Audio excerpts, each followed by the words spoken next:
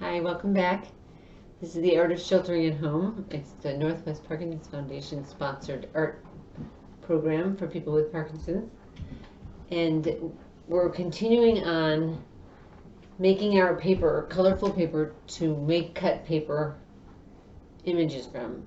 So whether it ends up you want to do yourself, continue with your self-portrait or your pet's portrait, or maybe you want to do a landscape, or first we're just going to get the paper. So I have some from last week that I worked on in class.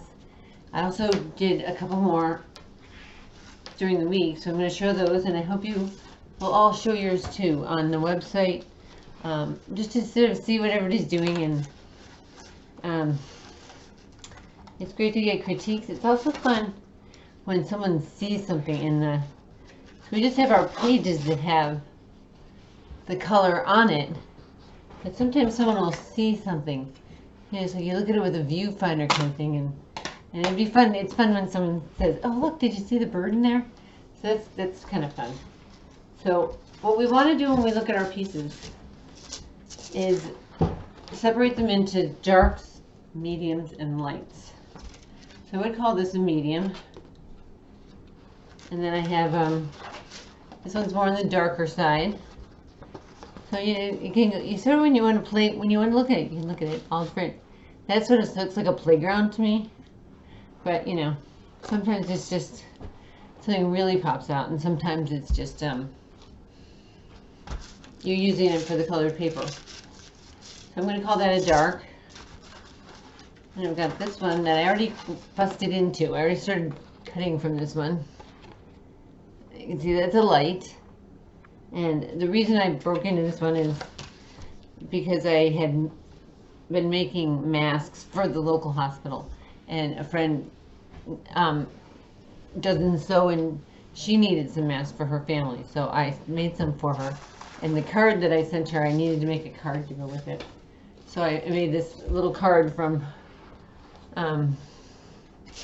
this cut paper, or from this colored paper I cut out the mask and the straps, and added the googly eyes. I happen to have googly eyes.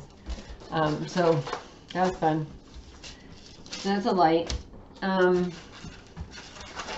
This one's sort of a medium. So I have a lot of mediums. Another one here. This is kind of a medium. Can you see that? Get closer, because it has like these little brush strokes in it. They're kind of interesting. And that's a medium. This one is, that's probably a medium. And this one, the dark one, this is when I saw something in here. So this is an example. So I had this dark one. I don't know which way I had it. I sort of had it any old way. The one that looks like a playground. So I go this way, and I sort of section off. You can see that. I'll cut it with this. You. There's this. So what I saw here was, maybe you won't see it, I saw these two little bluebirds sitting in a nest. So isn't that awesome? And so the bottom cuts off about here. So I saw bluebirds. Sometimes that happens, and it's very fun.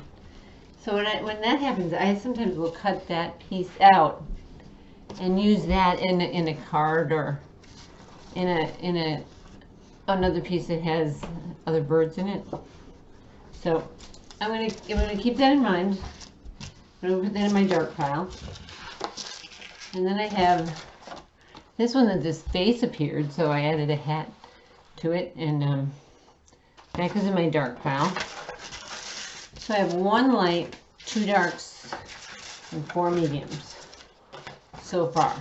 So I'm going to keep inventory of that. I'll set those over here. And today we're going to do another technique. Uses the spray bottle.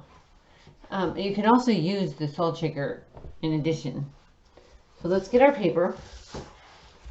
And if you've already wet it, great. If you haven't, then you want to, sorry that was kind of loud. I'm going to do the same wetting and drawing that we did for the last class. So you want to take mine are already wet and dried, so I'm not going to wet them again. You want to take your paintbrush and wet it and get the paper wet all the way across and sideways on both sides, and then let it dry. So today what we're going to do is we're going to have some different paintbrushes just to show that there's so many different kinds and they're so much fun. So I'll show you what you can do with these puffy ones. So today we're going to take the paintbrush, dip it in the water. There's just one technique that you can use, and take one of your pages and just draw a design on it. So I did this earlier, and I'll show you how this works. But I did a little like circle, like a conch shell, and I did a little tulip, and then I did a little oval, a little square. And so you do if your paper is completely dried again, and you just make the shape. I'll make a big shell. And you just make the shape with your paintbrush. You're just using water. I just did a big swirly. You call it a conch, you could call it no, it kind of looks like a coffee roll. I guess I'm hungry. Then you take your paint. These are interesting paints. It's a travel set, and they all screw together into a little compact. But they're actually different layers of different colors. So we've got a darker palette there, a brighter orange and yellow palette here. So they're very handy. I love these ones. So I'm going to take my paintbrush and get it wet. Got my wet paper with a design on it. You can see that. So I've got, I'm going to hold it up because I don't want it to drool or dribble. So I don't know if you, oh, that's not. You can see the little shell I made there. Okay, so now I'm going to take, I'm going to take a color. I'm just going to taking this bright blue here. And I'm getting my paintbrush, getting some droplets on it. I'm going to put the drops onto the page, just of that paint. And you watch it will only stay, I'm going to put it in, dots in that. I'm not painting that shell over again. I'm just putting little dots of ink in the paint in there. Then I'm going to let go, and then I'm going to swirl it around, and it's only going to stay within that shell shape. So that's good. I'm going to add a little more here. So I'm putting the paint drops inside the shape that I made just out of a wet paintbrush. And if you just sort of swirl your paper around, the paint will stay within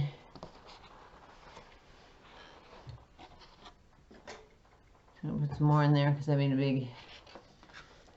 big one. Okay, let's put some more in there. Just putting little dots all over. And I'm swirling it around.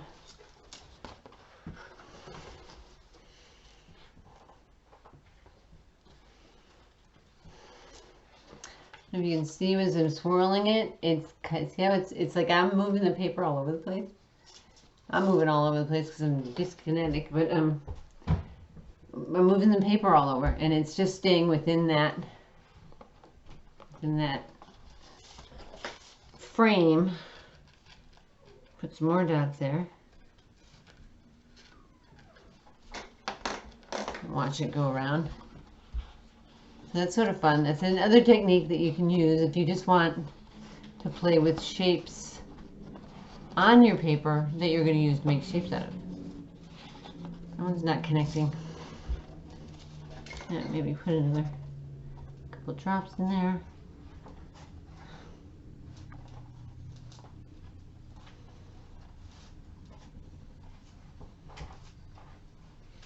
I'm going to let that swirl around some more. See, I can hold it like this. I can hold it like this. It's going to swirl around, but it's going to stay within that wet shape on dry paper. I think that's really fun.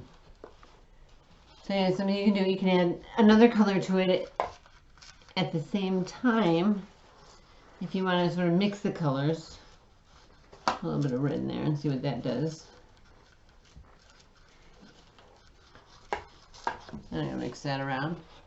So it's just gonna stay within its parameters there. It's so well behaved. I get that one to go down and dribble, get that to dribble a little bit.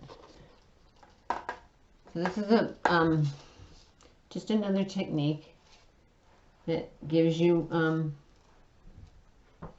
options to.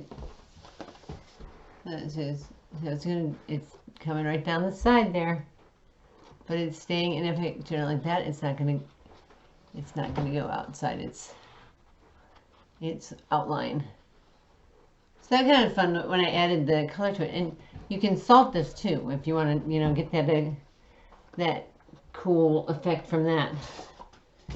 So here's one that I did earlier. It's a smaller shell, and so it's just another way to get that color in interesting forms.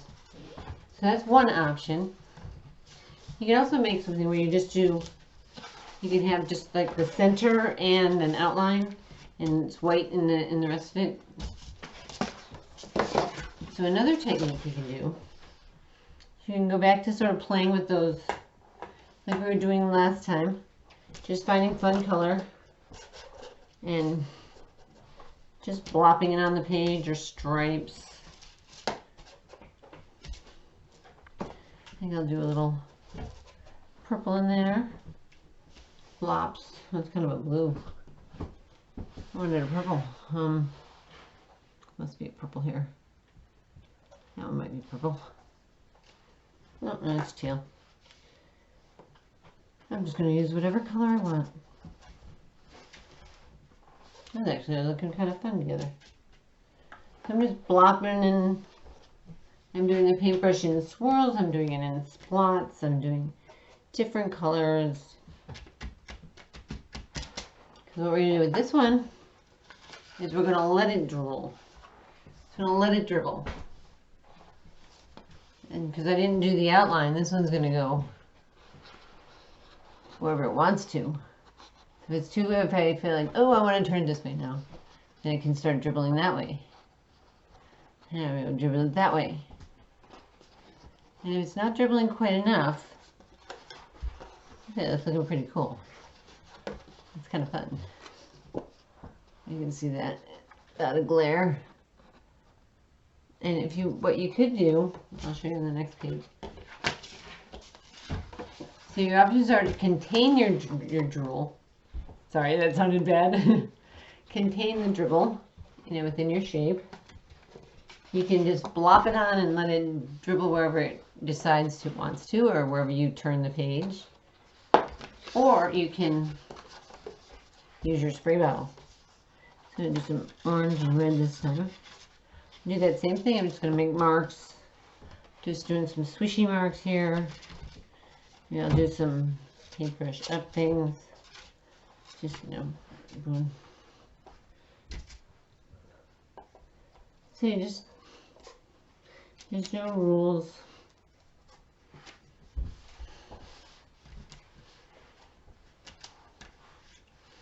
I'm going to do some of this. I don't know what color that is, but it's kind of fun. All right, and then I'm going to take my spray bottle, and I'm going to, but this is where you might want a few extra paper towels, because you're going to spray it just very lightly. You just put some drops on it. And so I just put some drops on it, and now it's really going to run. So now the colors are going to really start running. And I'm just going to turn it, and I'm going to turn it again. They're dripping down. And if they're dripping too fast, you might take a paper towel and blot it just a little bit. If they're not dripping fast enough, like this one needs another spray, I think. I got it going. And see how it's drooling down now?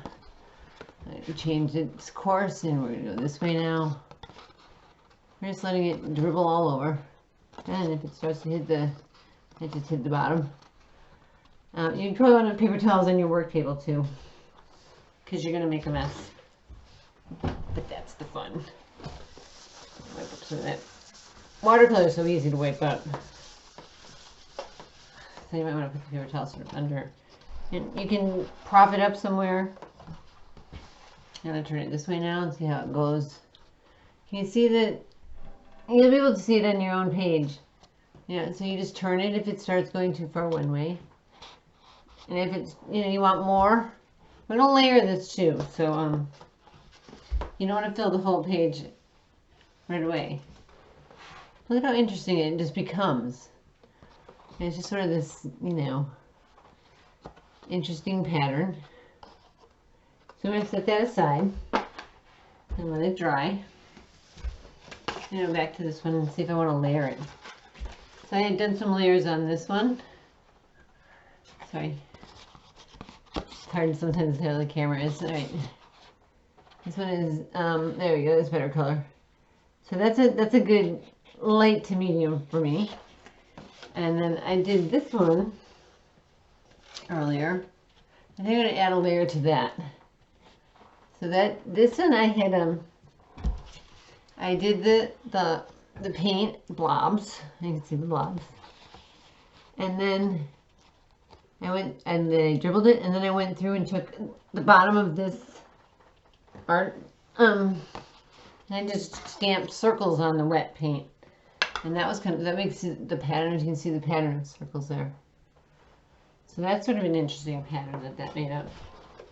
And I'm feeling like this one is a little bland. And that might be okay, if I need the lights. I'm just going to work on half of it and maybe add something to the half of it and just see how that goes. Maybe I shouldn't do anything to it. And you have to make that judgment call of when is it finished.